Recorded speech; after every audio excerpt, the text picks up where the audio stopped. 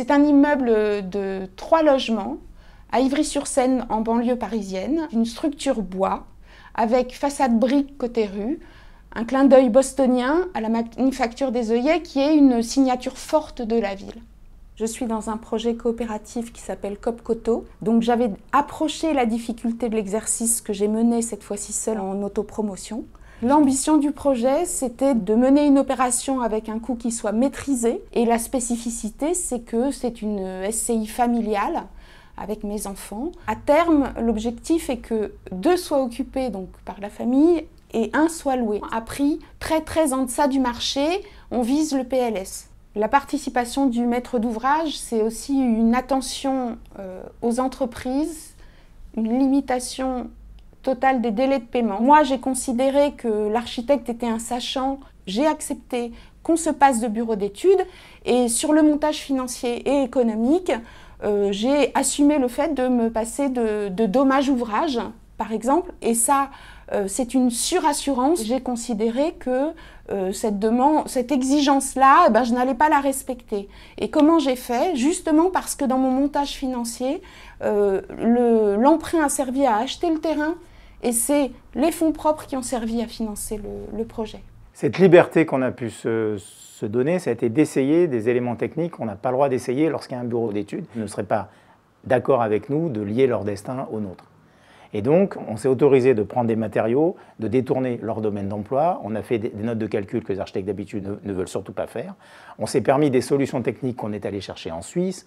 On s'est permis de mettre des produits qu'on ne met pas forcément en France, qui n'ont pas forcément d'avis technique. Cette liberté-là, elle a aussi donné la qualité, nous, à ce bâtiment aujourd'hui. Et donc, elle est pour nous reproductible si les architectes ont cette capacité à transgresser à un moment les normes. C'est moi qui ai fait les enduits, les peintures. Le traitement des bois a été fait avec moi entre moi et mes enfants. Donc on a concrètement participé et personnellement je trouve que c'est à la fois un plaisir de faire et une admiration du faire des autres. L'architecte qui pense être sachant va puiser dans les ressources des entreprises, leur savoir-faire, leur métier, leurs connaissances, leur envie, une capacité à se dépasser. Et ce respect mutuel se nourrit en fait de choses extrêmement simples. Extrêmement simple, ça veut dire que quand un camion de 38 tonnes arrive pour décharger, il y a tous les architectes de l'atelier 15 qui descendent et qui aident au déchargement. On pense que ça développe une intelligence collective. Ce sont des pratiques, là, pour le coup, qui peuvent renouveler aussi des pratiques professionnelles où l'architecte, d'un coup, a une posture un petit peu moins en costume-cravate. Les matériaux dont retenus, du CLT, Crossed Laminated Timber, c'est du bois contre-collé, qui nous vient de Tchéquie. Pour une raison simple, c'est qu'on n'avait pas à l'époque de la construction, en tout cas, de CLT en France. Ensuite, on a des isolants biosourcés, un qui est extrêmement, pour nous, significatif et caractéristique, qui s'appelle du métis. Il est produit par Emmaüs Solidarité. On a de la menuiserie triple vitrage bois-aluminium, c'est pour nous le luxe suprême. La VMC double flux, là, c'est vraiment un choix. Et nous soufflons en pied de paroi, comme font les Suisses, et nous profitons d'un phénomène thermodynamique qu'on appelle la convection, qui va faire qu'on réduit le volume de soufflage. En réduisant le volume de soufflage, on réduit la consommation de cette VMC double flux, qui va participer en fait à préchauffer le bâtiment.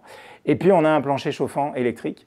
Et là, ça nous a posé la question de nos certitudes et de nos croyances en matière d'électricité. À partir du moment où on a des parois surisolées, la question de l'électricité, y compris dans son mode de production, nous permet aujourd'hui sans doute d'avoir des bilans carbone extrêmement intéressants. Par le système constructif que l'on a choisi, qui est un système d'assemblage de panneaux CLT, d'ITE par l'extérieur, tout étant assemblé, vissé, scotché, c'est un bâtiment qui se démontera et qui se déconstruira très facilement.